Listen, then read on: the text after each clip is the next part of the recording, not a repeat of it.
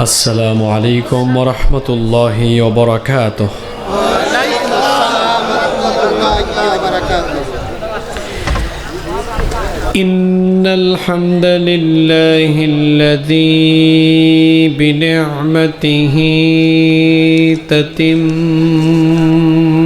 الصالحات الذي علم القرآن وأكرمنا بالإسلام وأنعم علينا بالإيمان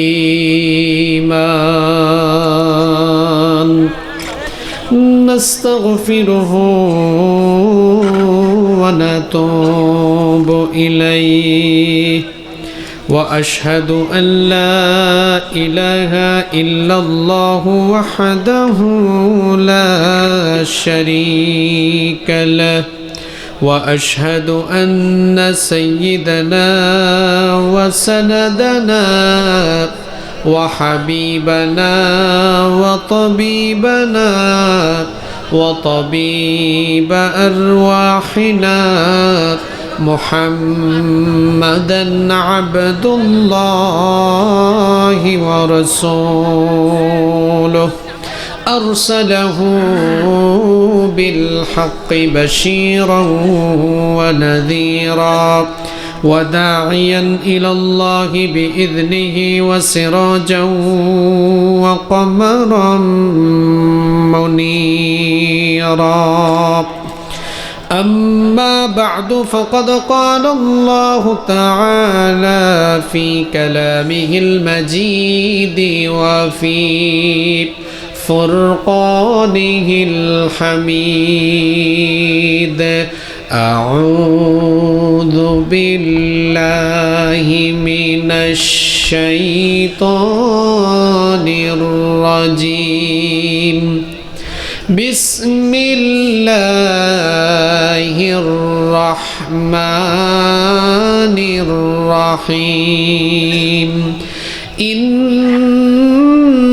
الله وملائكته يصلون على النبي يا أيها الذين آمنوا صلوا عليه وسلموا تسليما. কেউ চুপ থাকবেন না, আমার সাথে পড়েন আল্লাহুম্মা সাল্লি আলা মুহাম্মাদ ওয়া আলা আলি মুহাম্মাদ كما صليت على إبراهيم وعلى آل إبراهيم إنك حميد مجيد. اللهم بارك على محمد وعلى آل محمد كما باركت على إبراهيم وعلى آل إبراهيم إنك حميد مجيد. ربي زدني علما ربي زدني علما ربي اشرح لي صدري ويسر لي أمري واحلل عقدة من لساني يفقه قولي. سبحانك لا علم لنا إلا ما علمتنا إنك أنت العليم الحكيم. صدق الله العظيم.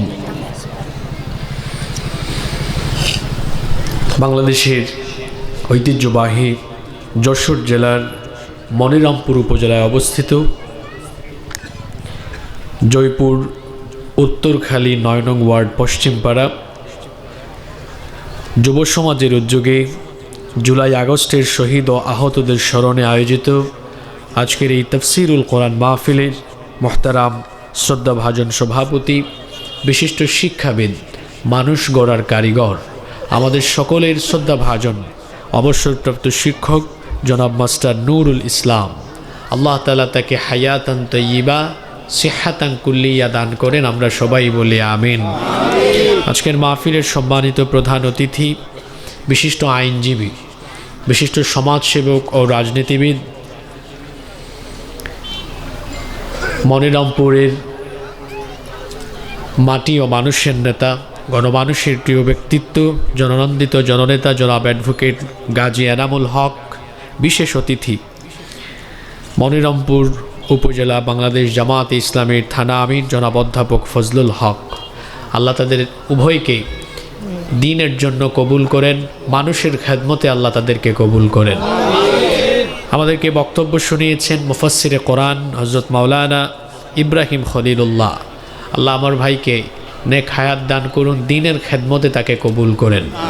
উপস্থিত হযরত উলামায়ে কেরাম, উপস্থিত আমার সামনে বসা এই মনিরামপুরের বিভিন্ন অঞ্চল থেকে আগত দিনদার ইমানদার বাবারা, ভাইয়েরা, পর্দার আড়াল থেকে শ্রবণরতা মায়েরা, বোনেরা, উপস্থিত মিডিয়ার প্রিয় কর্মী এবং সাংবাদিক ভাইয়েরা, প্রিয় জয়পুর, মনিরামপুর তথা আমার প্রিয় যশোরবাসী, আপনারা সবাই কেমন আছেন? আলহামদুলিল্লাহ, আমিও আল্লাহর রহমতে ভালো আছি। আমাদের সবাইকে সুস্থতার সাথে বাঁচিয়ে রেখে আজকের এই সুন্দর, বরকতময়, নান্দনিক এবং জান্নাতি এই আয়োজনে আমাদেরকে সামিল হওয়ার তৌফিক জেনে দান করেছেন। গলার আওয়াজ বড় করে সবাই বলেন তো তিনি কে? সেই মহান রবের জন্য কালিমাতুশ শুকর আদায় করে সকলেই পড়ছি আলহামদুলিল্লাহ। অসংখ্য অগণিত দুরুদ এবং সালাম পেশ করছি আমাদের প্রিয় নবী মুহাম্মদুর রাসূলুল্লাহ সাল্লাল্লাহু আলাইহি ওয়াসাল্লামের প্রতি, যাকে আল্লাহ তাআলা আমাদের হেদায়েতের জন্য পাঠিয়েছেন। আল্লাহুম্মা সাল্লি আলাইহি, আল্লাহুম্মা বারিক আলাইহি। সম্মানিত উপস্থিতি, সময় তো থেমে নেই, সময় চলে যাচ্ছে, ফুরিয়ে যাচ্ছে। এজন্য অপ্রাসঙ্গিক অহেতুক কথা বলে আমরা সময় নষ্ট করতে চাই না। সরাসরি আমরা আল্লাহর কালাম থেকে হেদায়েতের নিয়তে কিছু কথা বলতে চাই, শুনতে চাই ইনশাআল্লাহ। আল্লাহ আমাদেরকে হেদায়েতের নিয়তে বলার এবং শোনার তৌফিক দান করেন। আমরা সবাই বলি আমিন। কিছুক্ষণ আগে সলাতুল আসর শেষ হলো, সামনে আরেকটি সলাত অত্যাসন্ন, সলাতুল মাগরিব। প্রতিদিন এইভাবে আমাদের জন্য 5 ওয়াক্ত নামাজের শিডিউল দেওয়া হয়েছে। এই নামাজের শিডিউল, 5 ওয়াক্ত নামাজ কেন দেওয়া হয়েছে? আমরা শুধু 5 ওয়াক্ত নামাজে গিয়ে আল্লাহ তাআলাকে সাজদা দিব, শুধুমাত্র কি এই উদ্দেশ্যেই 5 ওয়াক্ত নামাজ দেওয়া হয়েছে?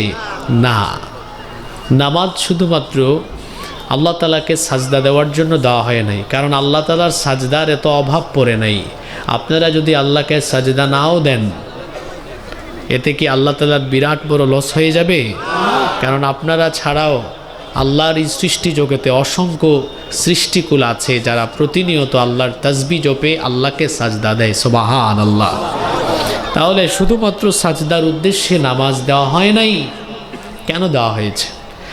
এটি হচ্ছে আমাদের জীবন পরিচালনার প্রশিক্ষণ। এই লাইনটা মনে রাখবেন। 5 ওয়াক্ত নামাজ ডেইলি আল্লাহ 5 বার নিয়ে আমাদেরকে 5 বার ট্রেনিং দেন, প্রশিক্ষণ দেন, কিভাবে আমরা আমাদের জীবন চালাবো।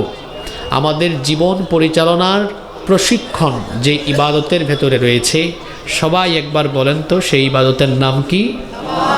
নামাজ। শুনতেছেন আপনারা? মনিরামপুর সম্পর্কে আমার আইডিয়া খুব ভালো। এখানে প্রচুর আলেম ওলামা এই অঞ্চলে আছেন, অনেক দ্বীনি মারকাজ এখানে আছে, অনেক মাদ্রাসা আছে, স্কুল কলেজ আছে। এখানকার মানুষ শিক্ষিত, ভদ্র, সচেতন। আমি গত 8-9 বছর ধরে মনিরামপুরে আসি। প্রতি বছর মাহফিলে আসলে দেখি মানুষ খুব মনোযোগ দিয়ে কথাবার্তা শুনে। শুধু মুসলমান না, এখানে অন্যান্য ধর্মের অনেক ভাই বোনরা বসবাস করে। আমি সচরাচর দেখেছি, আমি আমার মাহফিলে হিন্দু ভাই বোনদেরকেও আসতে দেখেছি। সবাই মনোযোগী হয়ে শোনে। আজকেও তার ব্যতিক্রম হবে না ইনশাআল্লাহ। আমি আপনাদের মনোযোগ আকর্ষণ করব, সবাই মনোযোগী থাকবেন। আল্লাহ মনোযোগী হয়ে শোনার তৌফিক দেন, বলেন আমিন।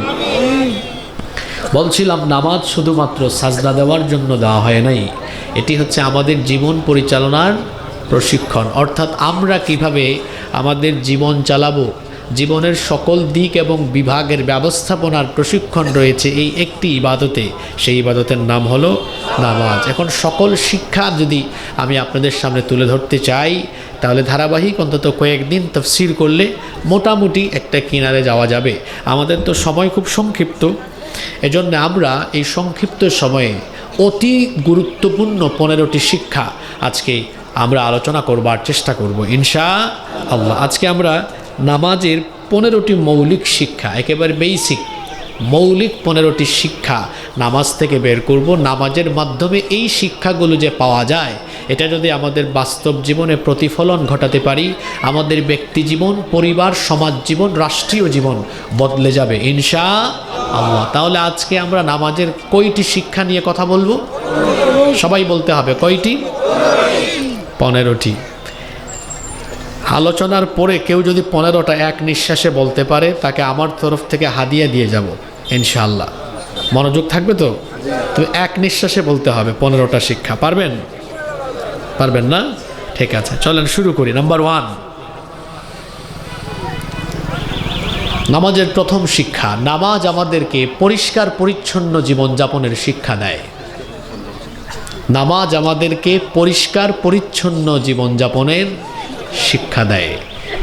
নামাজে যাওয়ার আগে কেউ কি অপরিচ্ছন্ন হয়ে, নোংরা হয়ে, অপবিত্র হয়ে নামাজে যায়?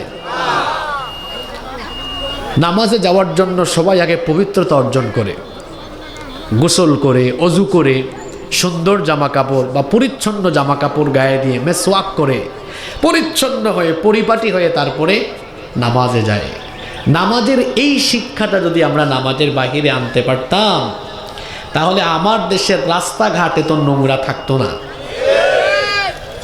আমি এজন্য আফসোস করে বলি, পৃথিবীর বহু অমুসলিম দেশে যেখানে মুসলমান নাই, সেখানে ইসলাম আছে।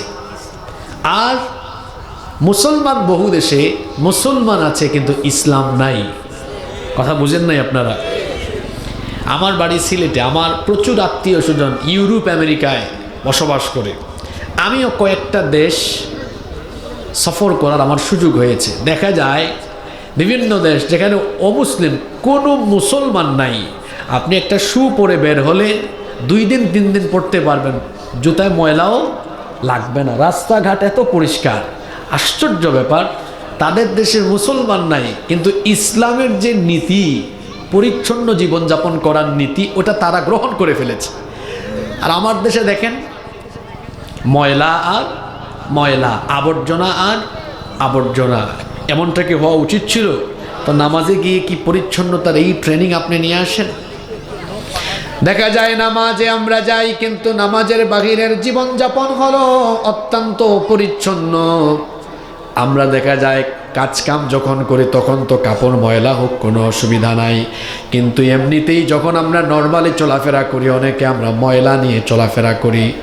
দাঁত পরিষ্কার করে না, যখন সে কথা বলে মুখ থেকে দুর্গন্ধ ছড়ায়। এটা তো কোনো মুমিনের জীবনযাপন হতে পারে না। আমার নবী তো প্রত্যেক দিন মেসওয়াক করেছেন 7 বার। জোরে বলেন কয়বার? বর্তমান যুগের মানুষ বেশি পরিচ্ছন্ন, বেশি স্মার্ট না? আমার নবী স্মার্ট। আপনি চিন্তা করে দেখেন, আমরা তো মাত্র 2 বার দাঁত ব্রাশ করি, ঘুমানোর আগে একবার, ঘুম থেকে উঠে আরেকবার। আর আমার নবী এতটা স্মার্ট ছিলেন, আমাদের মা উম্মুল মুমিনিন আয়েশা রাদিয়াল্লাহু আনহা, তিনি বলেছেন নবীজি ঘুমাতে যাওয়ার আগে মিসওয়াক করতেন, ঘুম থেকে উঠার পরেও সবার আগে মিসওয়াক করতেন। তাহলে হইল মোট কয়বার? 2 বার। বলবেন হুজুর আরো 5 বার কোথায় গেল? ওই যে সেই হাদিস, আল্লাহর নবী প্রত্যেক 5 ওয়াক্ত নামাজের আগে আরো 5 বার মিসওয়াক করতেন। তাহলে 5 আর 2 হইল কত? কিন্তু আমাদের অনেকের দাঁতই অপরিচ্ছন্ন থাকে, বাড়িঘর, বাড়ির আঙ্গিনাও পরিচ্ছন্ন থাকে। অথচ আল্লাহর নবী বলেছেন, তাহিরু আফনিয়াতাকুম ফাইন্নাল ইয়াহুদা লা তুতাহিরু আফনিয়াতাহা, তোমরা তোমাদের বাড়িঘরের আঙ্গিনা পরিষ্কার পরিচ্ছন্ন রাখো, কারণ ইহুদিরা তারা তাদের বাড়ির আঙ্গিনা ময়লা রাখে, তোমরা সেরকম রাখো না। পরিষ্কার পরিচ্ছন্ন জীবনযাপন করো। আমার নবী কতটা পরিচ্ছন্ন, কতটা পরিপাটি জীবন যাপন করতেন আল্লাহর নবীর সাহাবীদের কাছ থেকে শুনেন। সাইয়েদনা আনাস ইবনে মালিক রাদিয়াল্লাহু আনহু তিনি বলছেন, মা শামামতু আনবারুন কাত্তু ওয়ালা মিসকান ওয়ালা শাইআন আতিয়াবু মির রিহি রাসূলিল্লাহ। আমরা বলি সাল্লাল্লাহু। তারা বলতেন আল্লাহর নবী যখন আমাদের পাশ দিয়ে যেতেন আল্লাহর নবীর শরীর মোবারক থেকে এমন সুগন্ধ আমরা পেতাম যেই সুগন্ধ মেশকে আম্বরের চাইতেও আরো বেশি পবিত্র। মানুষ পরিষ্কার থাকলে শরীর থেকে সুগন্ধ আসে না অপরিষ্কার থাকলে সুগন্ধ আসে? পরিষ্কার থাকলে। আমার রসুল পরিষ্কার পরিচ্ছন্ন পরিপাটি জীবনযাপন করতেন। আমরা রসুলের উম্মত হিসাবে আমরা নিজেদের মাথা থেকে পা পর্যন্ত পরিষ্কার পরিচ্ছন্ন রেখে পরিপাটি জীবনযাপন করব ইনশাআল্লাহ। এই শিক্ষা নামাজের ভেতরে আছে না নাই? আমরা আমাদের বাড়িঘর রাস্তাঘাট সব কিছু পরিচ্ছন্ন রাখবো। আমরা যদি নিজেরা এরকম দায়িত্ব নিতে পারতাম বাংলাদেশের চিত্র বদলে যেত, একটি পরিচ্ছন্ন বাংলাদেশ আমরা পেতাম। এটা শুধু সিটি কর্পোরেশন আর সরকারের দায়িত্ব নয়। আমার বাড়ির সরকার তো আমি, আমার শরীরের সরকার আমি। আমার শরীরকে, আমার বাড়িকে, আমার রাস্তাঘাটকে আমি পরিচ্ছন্ন রাখবো। এভাবে যদি দায়িত্ব নিতে পারতাম বাংলাদেশ কি বদলে যেত না? তাহলে নামাজের 1 নম্বর শিক্ষা পেলাম, নামাজ আমাদেরকে পরিচ্ছন্নতার শিক্ষা দেয়। নাম্বার 2, নামাজের 2 নম্বর শিক্ষা হলো নামাজ আমাদেরকে ঐক্যবদ্ধ থাকার শিক্ষা দেয়। ঐক্যবদ্ধ থাকতে হবে, দলাদলি করা যাবে না, বিভেদ ঘটানো যাবে না, ঐক্যবদ্ধ থাকতে হবে। নামাজ কি একা একা আদায় করলে হয় না জামাতে আদায় করতে হয়? একা একা নামাজ আদায় করলে তো নামাজের হক আদায় হয় না। এজন্য আল্লাহ বলেছেন ওয়া আকিমুস সালাতা ওয়া আতুজ যাকাতা ওয়ারকাউ মা'আর রাকিঈন।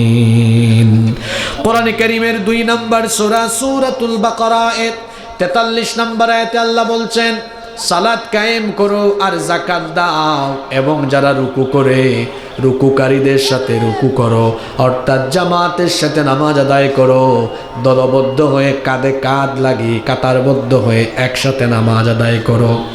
এই যে আমরা নামাজের টাইমে কিছুক্ষণ আগে আসরের নামাজ আমরা আদায় করলাম, সেখানে আমরা কাঁধে কাঁধ লাগিয়ে সকল মুসলমান যেভাবে এক কাতারে দাঁড়িয়ে গেলাম, আল্লাহর কসম করে বলি পৃথিবীর 200 কোটি মুসলমান যদি আজ এইভাবে একই কাতারে কাতারবদ্ধ হয়ে দাঁড়িয়ে যায়, মুসলমানরা যদি ঐক্যবদ্ধ থাকে, মুসলমানদের বিরুদ্ধে লাগার সাহস এই দুনিয়ায় কেউ কোনোদিন পাবে না। আমাদের ঐক্য আছে?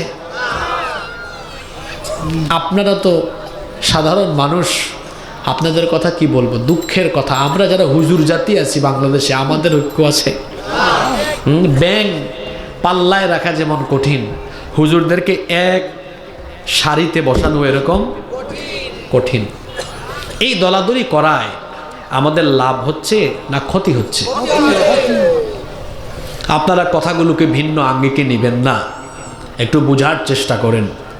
আমরা যখন ঐক্যবদ্ধ থাকি তখন তো আমাদের শক্তি বাড়ে। যখন আমরা আলাদা আলাদা থাকি তখন অবস্থা এমন হয় যে ইসলাম বিরোধীরা আমাদেরকে ধরপাকড়ের জন্য নির্যাতন নিপীড়নের বেশি সুযোগ তারা তখন পায়। 2009 সালে যখন শহীদ আল্লামা দেলোয়ার হোসেন সাঈদী রহমতুল্লাহ আলাইহি তাকে যখন ধরা হলো, অনেকেই তখন চুপচাপ ছিলেন। বাংলাদেশে বিভিন্ন ঘরানার আলেম ওলামা আছেন না, চুপচাপ ছিলেন। অনেকে হ্যাকমত অবলম্বন করেছেন, মনে করেছেন আমাদের দলের না, আমাদের কি আসে যায়। উনি যখন শহীদ হলেন, দেখা গেল তার ইন্তেকালের পরে সব ঘরানার আলেম ওলামারা বিবৃতি দিয়েছেন, দুঃখ প্রকাশ করেছেন, দোয়া করেছেন। ওনার ইন্তেকালের পরে এটা করলেন। আমি তো দুঃখ করে বলি, বাংলাদেশে বেঁচে থাকতে মানুষকে মূল্যায়ন করা হয় না, মারা যাওয়ার পরে মূল্যায়ন করা হয়। তিনি যখন জীবিত ছিলেন 2009 সালে যখন তাকে অন্যায়ভাবে গ্রেফতার করা হলো, এরপরে যদি সবাই সম্মিলিত প্রতিবাদ করতেন, তাকে কি এইভাবে অন্যায়ভাবে আটকায় রাখা যেত? কথা বললেন না। এই পরিণতি তো আপনারা সবাই ভোগ করলেন। পরে 2024-এর এই আন্দোলনের আগ পর্যন্ত আপনারা আমাকে বলেন কোনো দলের আলেম ওলামার হাতে হাত করা লাগানো থেকে কেউ বাঁচতে পেরেছে?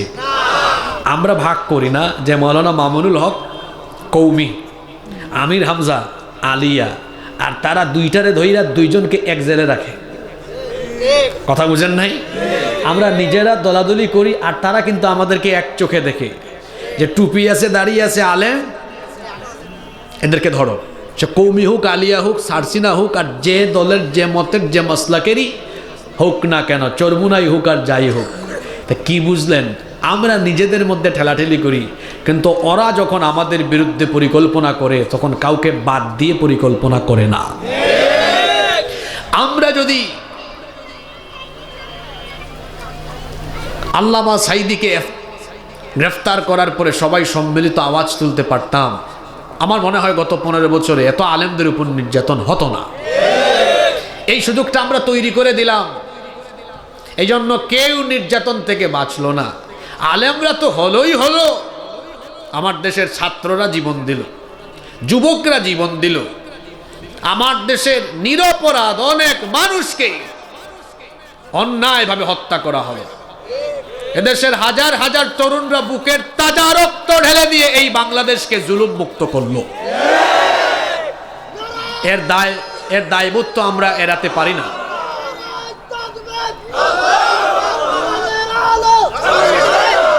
সময় কম, একটু আপনারা স্লোগান কম দিয়ে আমাকে সহযোগিতা করেন।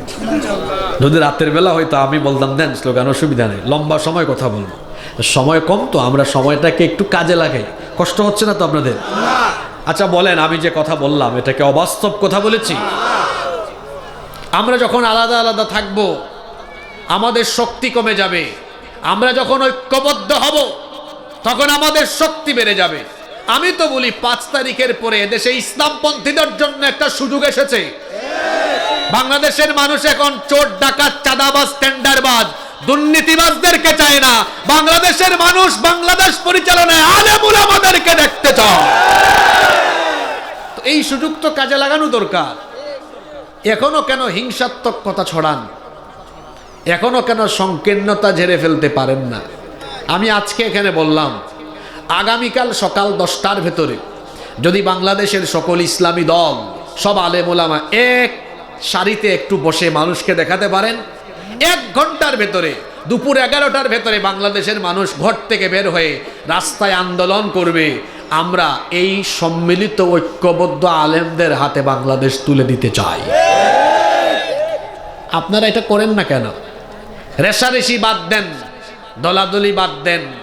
আমাদের মধ্যে বেশি পার্থক্য নাই, পার্থক্য হলো সামান্য কিছু মাসালা মাসায়েল নিয়ে। এগুলো আমাদের ফরজ কোনো বিষয় নিয়ে আমাদের মধ্যে অনৈক্য নাই। আমি আপনার সাথে 49টা মাসালার অমিল রেখে 51টা বিষয়ের মিল থাকলে ঐক্য করতে রাজি আছি। কিন্তু আমাদের একটা বদখাসলত হলো, আমার সাথে যদি কারো একটা মতের অমিল হয় তখন আমি তাকে কাফির বানায় দিই, গুমরা বানায় ছেড়ে দিই। আরে ভাই, তার সাথে আপনার একটা বিষয় মিলে নাই, কিন্তু 99টা বিষয়ের তো মিল আছে। তাকে একবার যদি আপনি কাফির বলেন, 99টার মিল থাকার কারণে 99 বার তাকে মুমিন বলা লাগবে। আমি তো আপনার সাথে 49টা বিষয়ের অমিল থাকলেও আমি আপনার সাথে এক টেবিলে বসতে রাজি আছি, কারণ আপনার সাথে তো আমার 51টা বিষয়ের মিল আছে। কৌমি আর আলিয়া আলাদা করবেন না। কৌমি মাদ্রাসা সেটাও দ্বীনি মারকাজ, আলিয়া মাদ্রাসা সেটাও দ্বীনি মারকাজ। আমাদের 2 চক্ষু, আমরা আলিয়া আর কৌমিকে 2 চক্ষু দিয়ে সমানভাবে দেখি। আমরা ঐক্যবদ্ধ একটি জাতি চাই, দ্বিধা বিভক্ত থাকতে চাই না।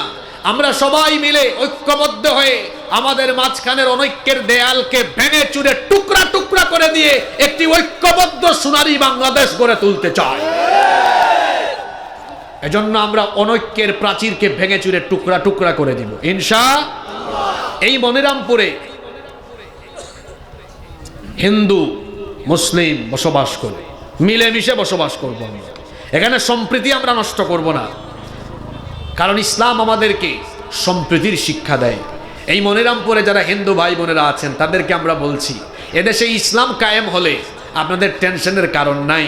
আমার ভাষায় আমি বলি, মায়ের কোলে শিশু যেমন নিরাপদ, ইসলামী রাষ্ট্রে মুসলমানদের কাছে অমুসলিমরা তেমন নিরাপদ।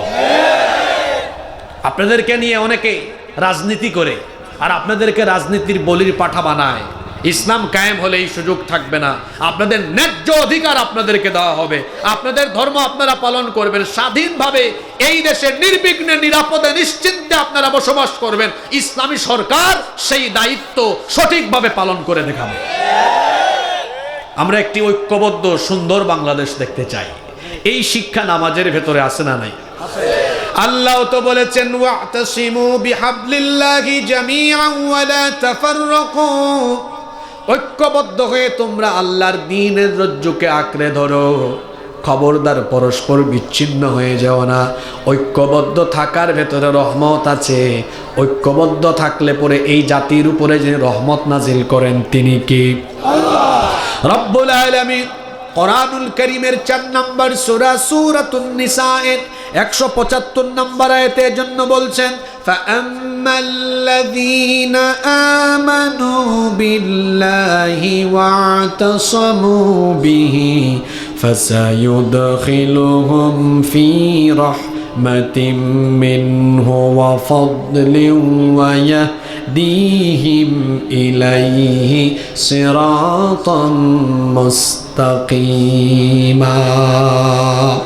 আল্লাহ তাআলা বলছেন, অতএব যারা আল্লাহর উপর ঈমান আনয়ন করে এবং এর উপরে যারা সবাই ঐক্যবদ্ধ হয়ে যায়, আল্লাহ তাআলা তাদেরকে তার রহমতের ভেতরে এবং অনুগ্রহের ভেতরে প্রবেশ করান, এবং আল্লাহ তাআলা তখন তাদেরকে সিরাতে মুস্তাকিম সোজা পথে পরিচালিত করেন।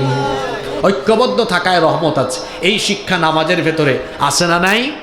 আচ্ছা, আমার দিকে তাকান। নামাজে দাঁড়ালে কি কোনো এলাকায় এটা বলে, এই আমরা কৌমি মাদ্রাসার, আমরা কৌমি, আমরা সামনে থাকি, তোরা আলিয়া, তোরা পিছনে যা। আমরা জামাত করি, আমরা সামনে, তোরা হেফাজত করিস, খেলাফত তোরা পিছনে। এই চিত্র দেখা যায় না, বরং নামাজে দেখা যায় জামাত, হেফাজত, চরমুনাই, আওয়ামী লীগ, বিএনপি সব এক কাতারে দাঁড়ায়। এভাবে যদি যারা মুসলমান সবাই নামাজের বাহিরে এক কাতারে দাঁড়াতো, গোটা পৃথিবী মুসলমানরা শাসন করত। এই ঐক্যের শিক্ষা আছে।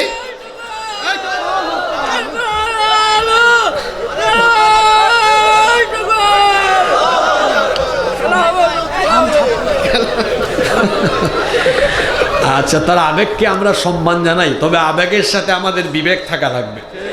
আপনারা এরকম করলে আমি আর বেশি লাউডলি কথা বলবো না, এভাবে কথা বলবো।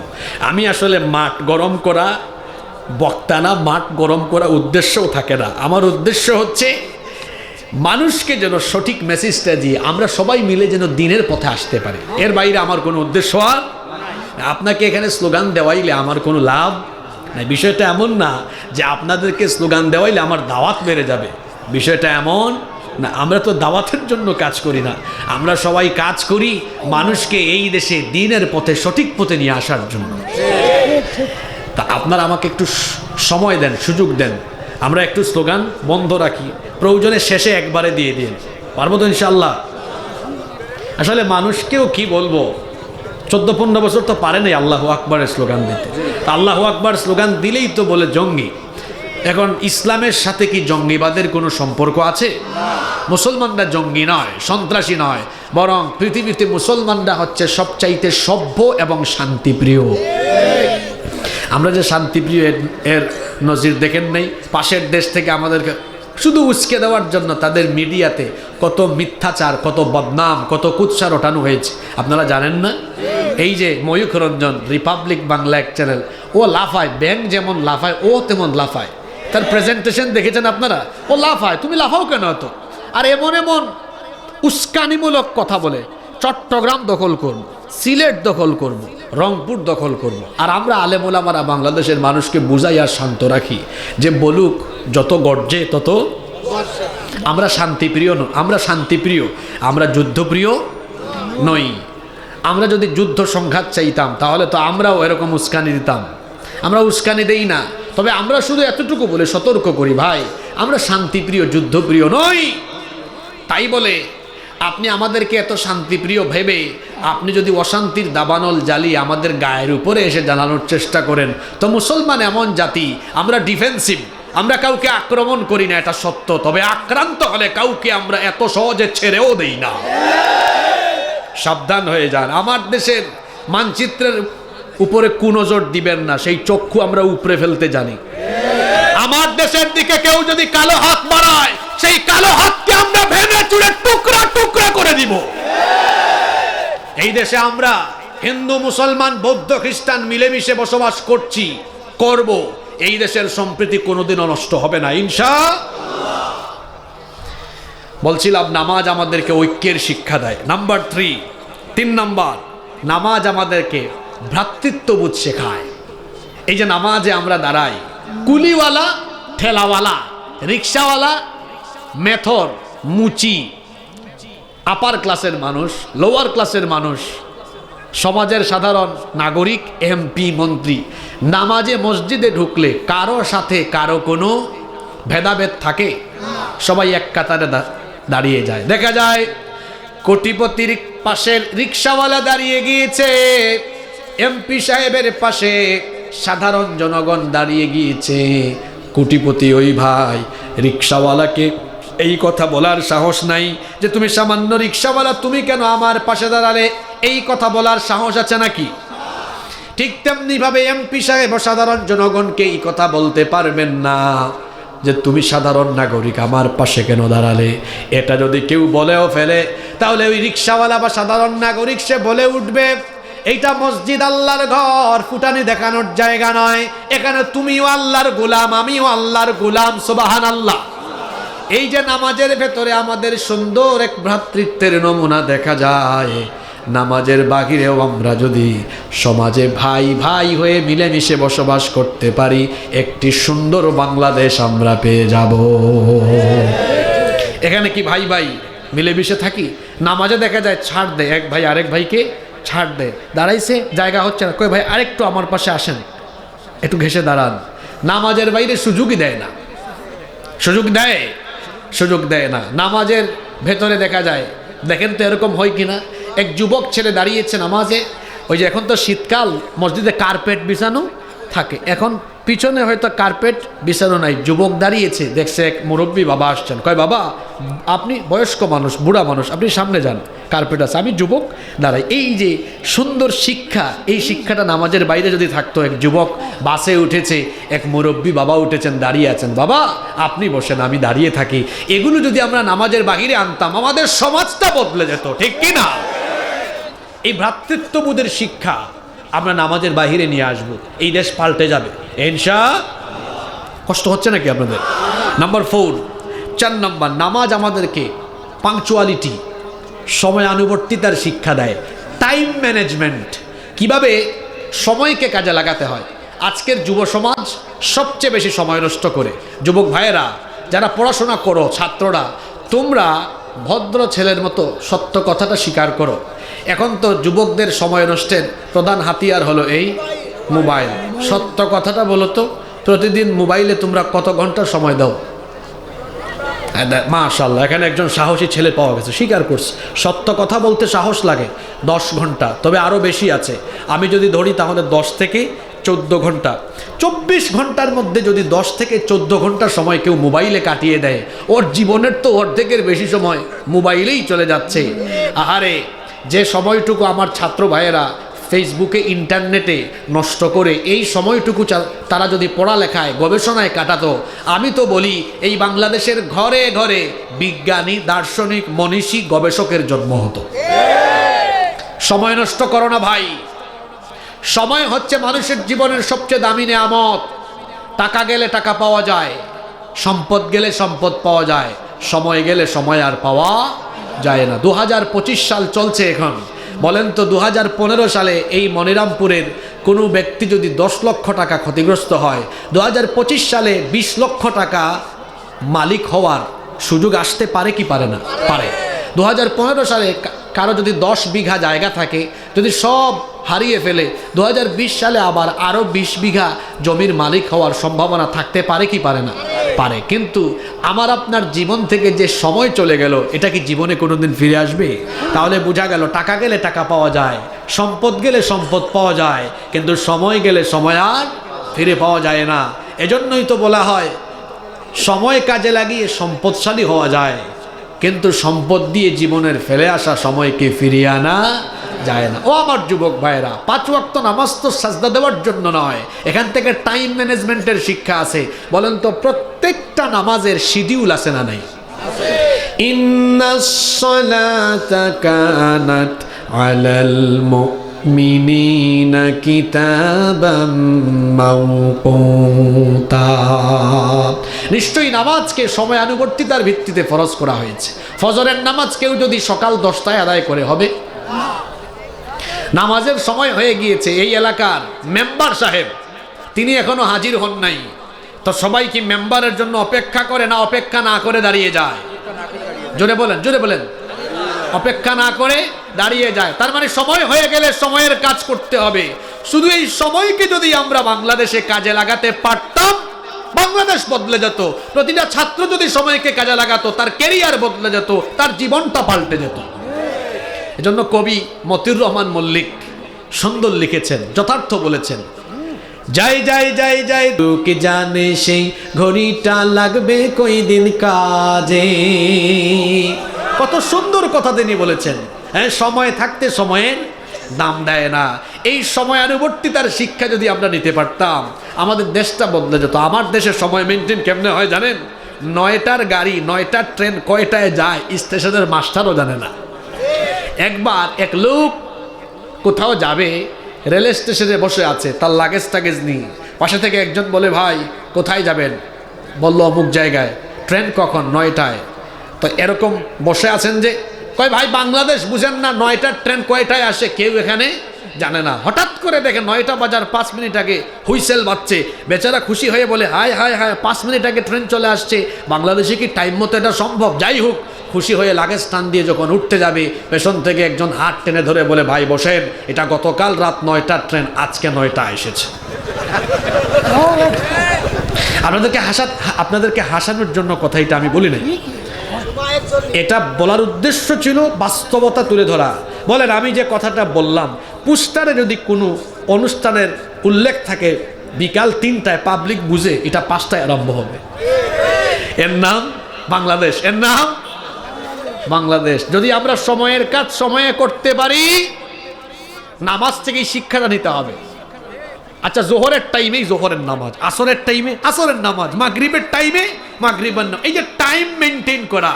দেখবেন প্রতিটা মসজিদে 5 ওয়াক্তের নামাজের শিডিউল লটকানো আছে। ওই শিডিউলের আলোকে নামাজ হয় না, শিডিউলের বাইরে যায়। এই শিডিউলটা যদি আমাদের, যারা এখানে ছাত্র আছো, ছাত্র জীবনে শিডিউল মেনটেন করো, টাইম মেনটেন করো। যারা ব্যবসা করেন, চাকরি করেন, যে যে প্রফেশনে আছেন, শুধু যদি আমরা স্ব জায়গায় সময় মেনটেন করে চলি, আমি বলে গেলাম বাংলাদেশের চিত্র বদলে যাবে। এই শিক্ষা নামাজের ভেতরে আছে না নাই? নাম্বার 5, কষ্ট হচ্ছে মনে হয় আপনাদের। নামাজের 5 নাম্বার শিক্ষা হলো, নামাজ আমাদেরকে আনুগত্য, দাসত্ব আর বন্দেগীর শিক্ষা দেয়। আল্লাহর আনুগত্য মোতাবেক জীবন চালাতে হবে, এই শিক্ষা নামাজে আছে না নাই? এই যে 5 ওয়াক্ত নামাজ আমরা আদায় করি, নিজের মতো আদায় করি না। আল্লাহ এবং আল্লাহর রাসূল যেভাবে আমাদেরকে নামাজ শিক্ষা দিয়েছেন, ঠিক সেইভাবে আমরা 5 ওয়াক্ত নামাজ আদায় করি। 5 ওয়াক্ত নামাজের বাহিরে বাকি সময়গুলো এভাবে যদি আমরা আল্লাহর আনুগত্য মোতাবেক চলি।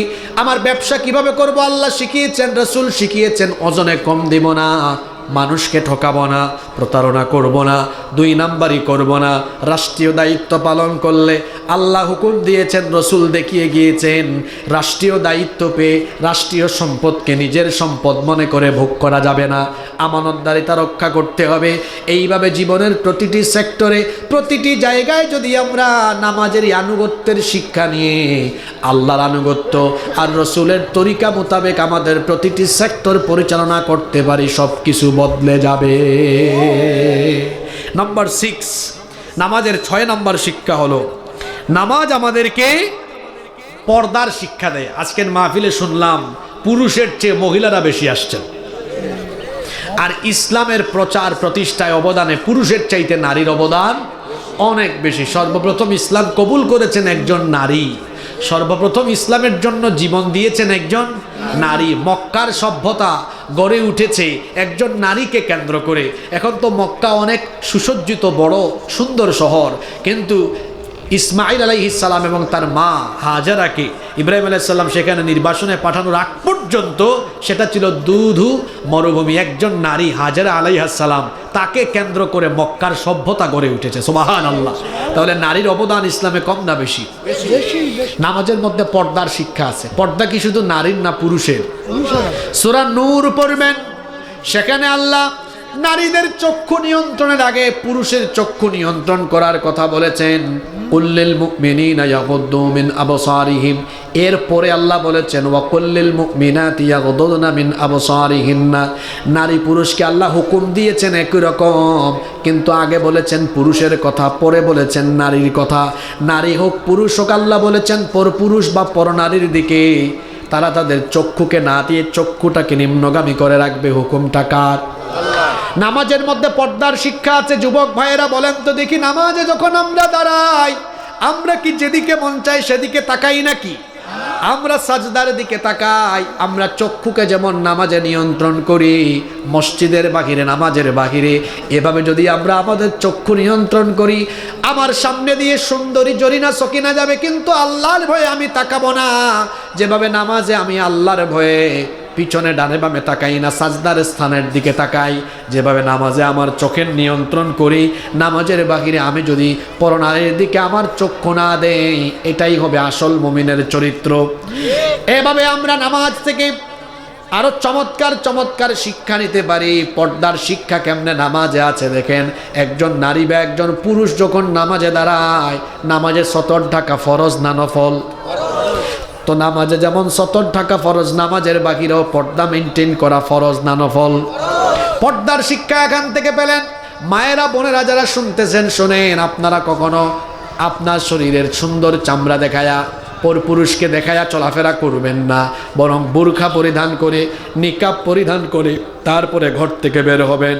আরও একটা কথা মাঝখান দিয়ে বলে ফেলি, আমরা যখন পর্দার কথা বলি তখন কিছু সুশীল নামের, বুদ্ধিজীবী নামের কিছু লোক আছে যারা বাংলাদেশে বলে বেড়ায় এই মোল্লারা পর্দার কথা বলে নারীদেরকে ঘরে আটকায় রেখেছে। তা আমি প্রায় সময় একটা ঘটনা এরকম বলি। একবার এক শেয়াল মুরগির খামারের পাশে গিয়েছে। তো খামারি যিনি ছিলেন উনি মুরগির খামারের চারপাশে যে নেট আছে না, নেট দিয়ে অথবা যে কোনোভাবে একটা বেড়া দিয়ে রেখেছে। তো শেয়াল গিয়ে বলতেছে, এই মুরগি তোদেরকে দেখে খুব খারাপ লাগতেছে রে আমার। কয় শিয়াল মামা এত খারাপ লাগে কেন? কয় বুঝোস না কেন খারাপ লাগে? আমারে তাকায় দেখ, আমার কোনো জেলখানা নাই, আমারে কেউ আটকায় রাখতে পারে না, যেদিকে মন চাই সেদিকে ঘুরে বেড়াই। তোরাও যদি আমার মতো হইতি তাহলে তো ঘুরে বেড়াতে পারতি। এক মুরুখ তখন উঠে বলে, মামু আপনার মতলব বুঝছি, আমরা যদি আপনার মতো স্বাধীন হইতাম আপনি আমাদেরকে ধরে ধরে মজা করে খাওয়ার সুযোগটা পাইতেন। আপনি সুযোগ পাইতেছেন না দেখে এই কথা বলতেছেন যে আমরা পরাধীন। আমরা পরাধীন না, আমাদের মালিক নেট দিয়ে আটকায় রেখে আপনার থেকে আমাদেরকে হেফাজত করে রেখেছে। শিয়াল যেমন মুরগির স্বাধীনতা চায়, লুচ্চা বদমাশরাও নারী স্বাধীনতার নামে নারীকে বেপর্দা করে রাস্তাঘাটে তার ইজ্জত লুণ্ঠনের ব্যবস্থা করতে চায়। তবে বুদ্ধিমান বিচক্ষণ নারীরা ওই মুরগির মতো জবাব দেয়, এই রে শিয়াল মামু, আমাদের মালিক যদি আমাদেরকে এভাবে স্বাধীন বানায় ছেড়ে দেয়, আমাদেরকে ধরে ধরে তুমি খাই ফেলবা। আমার মা বোনরাও আলেম ওলামাদের পক্ষে বলবেন, আলেম ওলামারা যদি আমাদেরকে পর্দায় থাকার জন্য আল্লাহর এই নির্দেশগুলো না শোনাতো, তাহলে তোদের মতো লুচ্চা বদমাশদের কারণে রাস্তাঘাটে আমরা নিরাপদে চলতে পারতাম না। পর্দা নারীর সম্মান কমায় নাই, পর্দা নারীর ইজ্জত বাড়িয়ে দিয়েছে। পর্দার শিক্ষা নামাজে আছে না নাই? আমরা আমাদের ঘরের নারীদেরকে পর্দায় রাখবো না রাখবো না? একজন নারী বেপর্দায় এমনি হয় না, যে ঘরের পুরুষ অসচেতন ওই ঘরের নারী বেপর্দা হয়। আপনি স্বামী, আপনি সচেতন থাকলে আপনার বউ বেপর্দা হতে পারবে? জীবনেও পারবে না। আপনি বাবা, আপনি সচেতন থাকলে আপনার মেয়ে কোনোদিন বেপর্দা হতে পারবে না। যে ঘরের পুরুষ তার নারীকে বেপর্দায় রাখে, রসুল বলেছেন এই পুরুষের নাম দাইয়ুস, আর এই দাইয়ুস কোনোদিনও আল্লাহর জান্নাতে ঢুকতে পারবে না। আপনাদের প্রতি আমার অনুরোধ, আমার মা বোনদেরকে পর্দায় রাখবেন। আর আমার মা বোনদের কাছে আমার বিনীত আবেদন, আপনারা বেপর্দা হয়ে ঘর থেকে বের হবেন না। আমার মায়েরা বোনেরা পর্দা মেনটেন করবেন। আপনারা পড়ালেখা করেন, চাকরি করেন, ব্যবসা করেন, সব করতে পারবেন, ইসলামের কোনো আপত্তি নাই। পর্দা করবেন কেন? নিজের প্রোটেকশনের জন্য।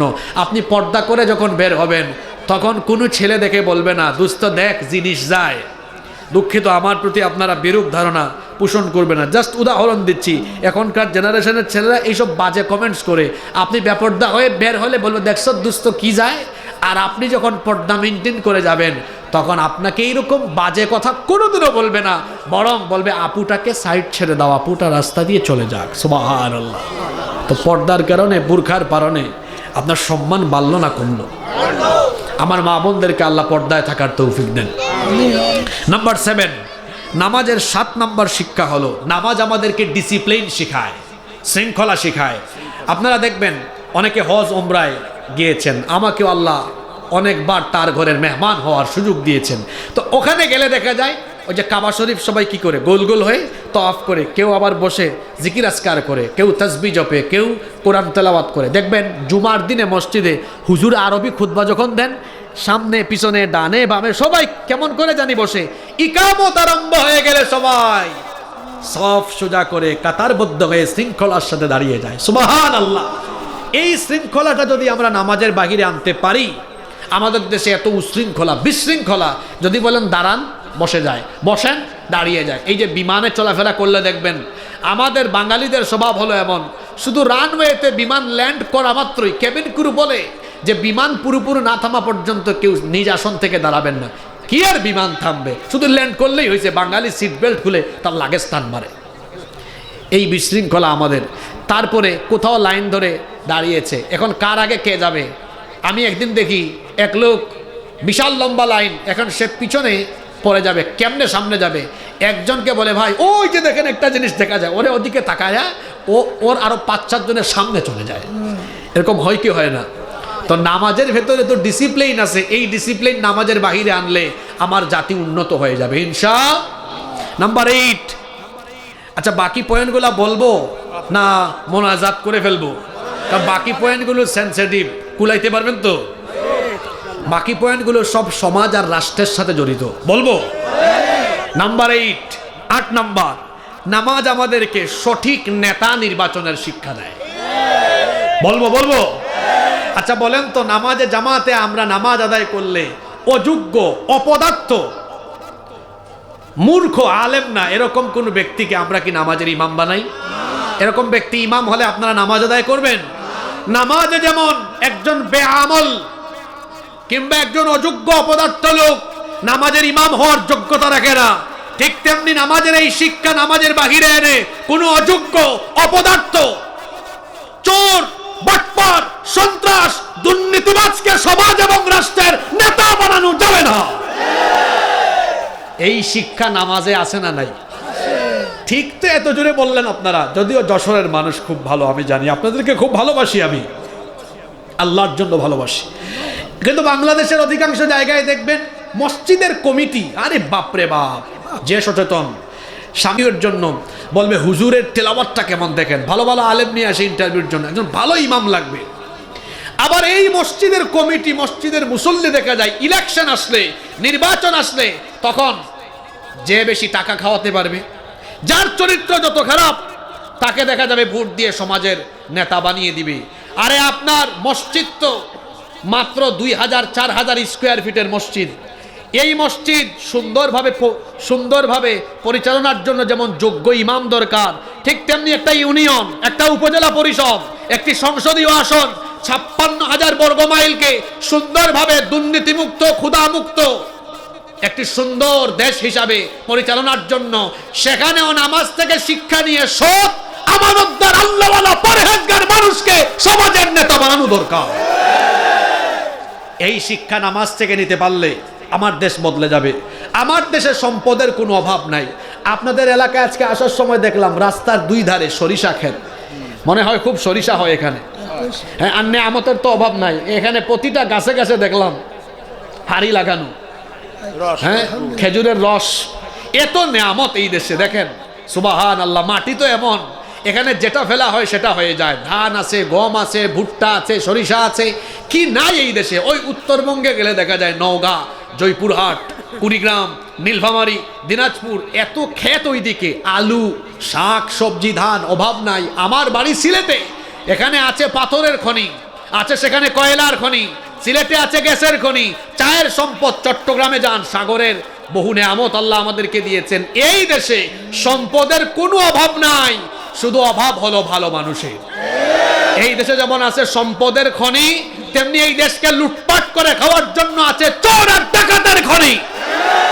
এই দেশে 54 বছর ধরে শুধুমাত্র দল আর ব্যক্তি চেঞ্জ হয়েছে, পরিবর্তন হয়েছে, কিন্তু মানুষ সুখ পায় নাই।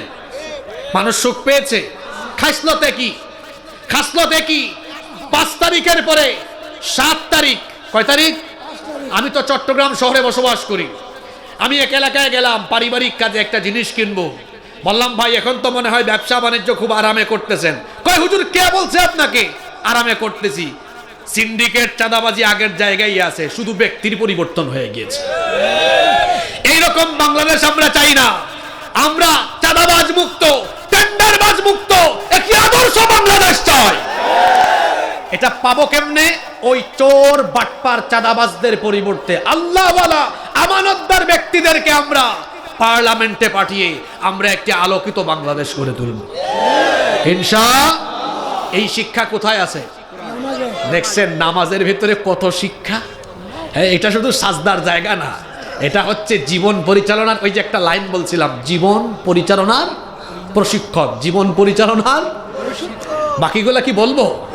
নাম্বার 8, নামাজের 8 নাম্বার শিক্ষা হলো নামাজ আমাদেরকে নেতার প্রতি, 9-এ চলে আসছে না, 8টা হয়েছে, ঠিক আছে।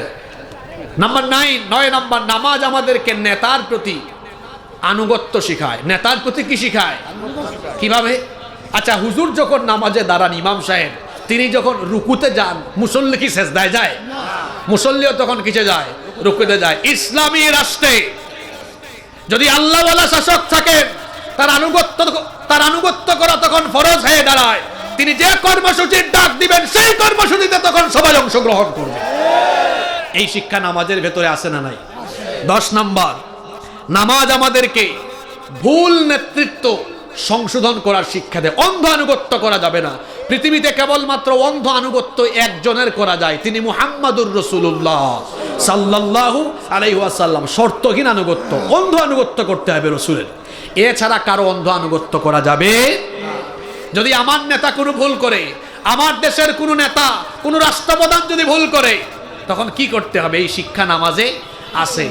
ইমাম সাহেব নামাজে আল্লাহু আকবার নামাজ শুরু করেছেন, এরপরে আমরা জানি নামাজ শুরু করতে হয় সূরা ফাতিহা দিয়ে। ইমাম সাহেব ভুল করে বসছেন, আল্লাহু আকবার, ইয়াসিন ওয়াল কুরআনিল হাকিম। আপনারা চুপ থাকবেন নাকি? পিছন থেকে তখন বলে উঠবে আলহামদুলিল্লাহি রাব্বিল আলামিন। ভুল করেছে, সংশোধন দিচ্ছে। নামাজে যেমন ইমাম সাহেব ভুল করলে পিছন থেকে মুসল্লি সংশোধনী দেয়, ঠিক তেমনি রাষ্ট্র ব্যবস্থায়, সমাজ ব্যবস্থায় কোন নেতা যখন কুরআন সুন্নাহ ইসলাম মুসলমান দেশ আর দেশের স্বাধীনতা সার্বভৌমত্বের বিপরীতে চলে যাবে, তখনই সবাই ঐক্যবদ্ধ হয়ে প্রতিবাদী আওয়াজ তুলতে হবে। এই শিক্ষা নামাজে আছে না নাই? 11 নম্বর, আজান হয়ে যায় নাকি আবার? 11 নম্বর, নামাজের 11 নম্বর শিক্ষা হলো নামাজ আমাদেরকে, 10 না তো 11ই তো, ওই যে এখানে আলোচনা নোট হচ্ছে, নোট করা হচ্ছে। 11 নম্বর, নামাজের 11 নম্বর শিক্ষা হলো নামাজ আমাদেরকে ভুল নেতৃত্ব পরিবর্তন করা শিক্ষা দেয়। এটা যুবকরা আমল করে ফেলছে বাংলাদেশ। আচ্ছা, কোনো ইমাম সাহেব লুকমা দেওয়ার পরেও শুনে না, এটাকে নামাজের সামনে রাখে না টেনে নিয়ে আসে? ঠিক তেমনি কোন শাসক ভুল করলে প্রথমে সংশোধনী দেওয়া হবে, সংশোধনী দেওয়ার পরেও যদি ঘাড় তেরামি করে 5 তারিখে যেভাবে করে যুবক তরুণরা, ছাত্র জনতা ঐক্যবদ্ধ হয়ে একদম গদি ছাড়া করে দিয়েছে, এই বাংলাদেশে কেউ যদি আবার ফ্যাসিবাদ স্বৈরাচার কায়েম করতে চায়, ঘাড় ধরে টেনে নামায়া দেওয়া হবে।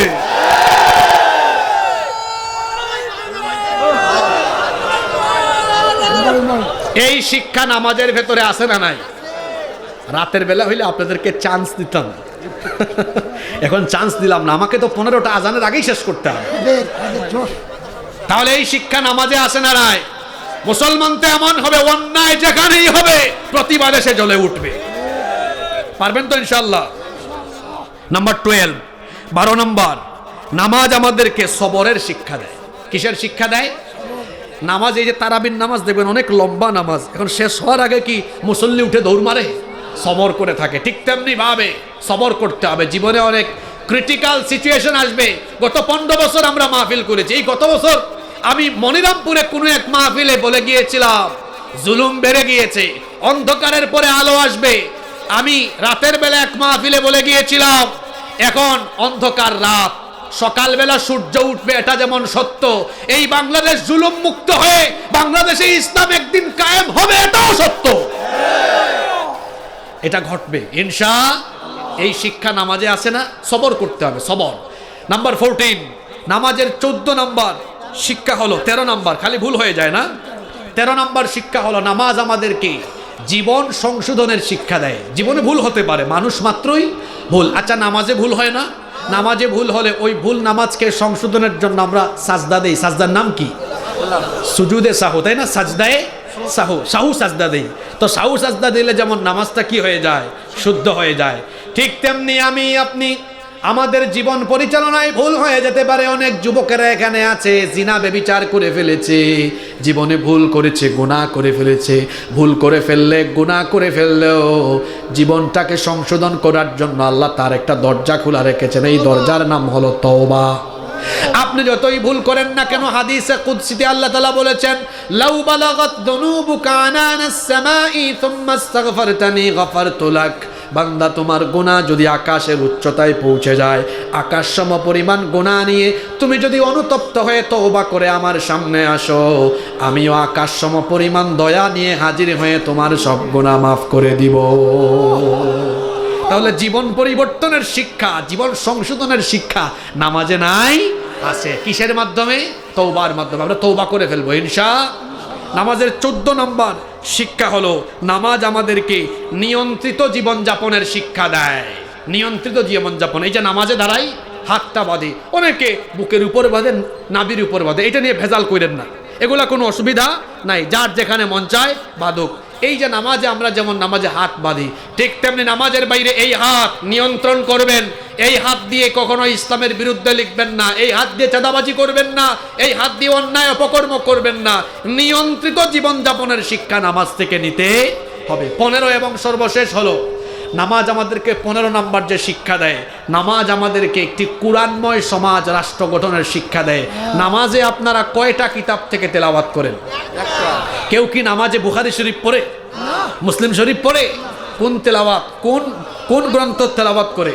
আল কোরআন তেলাওয়াত করে। নামাজে যেমন মহাগ্রন্থ আল কোরআন থেকে তেলাওয়াত করতে হয়, ঠিক তেমনি নামাজের বাহিরে এই কোরআন দিয়ে আপনার সমাজ এবং রাষ্ট্র চালাতে হয়। কারণ কোরআন কোনো ধর্মীয় গ্রন্থ নয়, এটা হলো জীবন পরিচালনার পূর্ণাঙ্গ জীবন বিধান, পূর্ণাঙ্গ জীবন ব্যবস্থা। নামাজে যেমন কোরআন থেকে তেলাওয়াত করতে হয়, তেমনি মুসলমান জন্ম থেকে মৃত্যু পর্যন্ত তার রাজনীতি, অর্থনীতি, সমাজনীতি, গোটা জীবন কোরআন দিয়ে চালাতে হবে। এই শিক্ষা নামাজে আছে না নাই?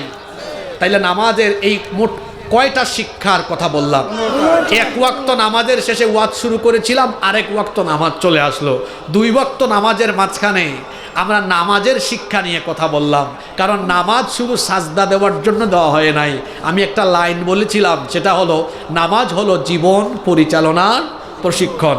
এবং নামাজের যে শিক্ষাগুলোর কথা বললাম, আপনারা বলেন তো, এই 15টা শিক্ষা, যদি আরও শিক্ষা আছে, কিন্তু যে 15টা শিক্ষার কথা বললাম, এই 15টা শিক্ষা যদি আমরা নামাজের বাহিরে এনে অ্যাপ্লাই করতে পারি, আমাদের সমাজ রাষ্ট্র চেঞ্জ হবে কি হবে না? এই 15টা শিক্ষা আমরা বাস্তবে রূপায়ণ করতে পারবো তো? কারা কারা রাজি আছেন হাত তোলেন তো। মাশাআল্লাহ, মাশাআল্লাহ। এই যে যুবকেরা আজকের আয়োজন করলো, হাত তোলেন, খুশি না বেজার আপনারা? এই যুবকদের প্যান্ডেলে কিছু ঘাটতি আছে, আমরা তাদেরকে একটু সহযোগিতা করতে পারবো না? একটু হাতটা নামায়া পকেটে ঢুকান, মানুষের পকেটে ঢুকায়েন না। এই যে আজানের টাইমে, নামাজের আগ মুহূর্তে আমরা আপনাদেরকে জান্নাতের পথের দিকে উদ্বুদ্ধ করবার জন্য আপনাদেরকে এই মহান কাজে, ভালো কাজে সামিল করছি। সবাই আপনারা দিল প্রাণ খুলে দিবেন। দেখে এবার একটা প্রশ্ন হয়ে যাক, হাদিয়া বাকি আছে না পুরস্কার? এই 15টা পয়েন্ট কে বলতে পারবে? একজন হাত তুলে বসে আছে। আপনি আয়োজক না? আপনি তো নোট করছেন, মুখস্থ করছেন। আপনি তাইলে এই ছেলেটাকে সুযোগ দিয়ে দেন, আপনি ছাড় দেন, আপনি তো ঠিক আছে, সে হাত তুলে দুইজন, তিনজন না দুইজন, ঠিক আছে, দুইজনকে সুযোগ দেওয়া হোক, ঠিক আছে। দেখি এটা সিলেটি বহুল গান। আগে ওটা করিনি, আগে ওটা করি যেটা হচ্ছে ব্যক্তিত্ববোধ, টাইম ম্যানেজমেন্ট, ব্যক্তিত্ববোধ, ভ্রাতৃত্ব, আচ্ছা ভ্রাতৃত্ব, আচ্ছা টাইম ম্যানেজমেন্ট, অনুগত্য, পর্দা, নেতা করা, নেতা নির্বাচন, নেতার অনুগত্য করা, আর নেতার ভুল হলে গেলে নেতাকে ভুল সংশোধনের হুকুম দেওয়া, তারপর হচ্ছে ধৈর্য ধারণ করা এবং আপনারা দেখেন পরিবর্তন করা, তারপর হচ্ছে হাতকে নিয়ন্ত্রণ করা। 12টা হয়েছে, আপনি বলেন।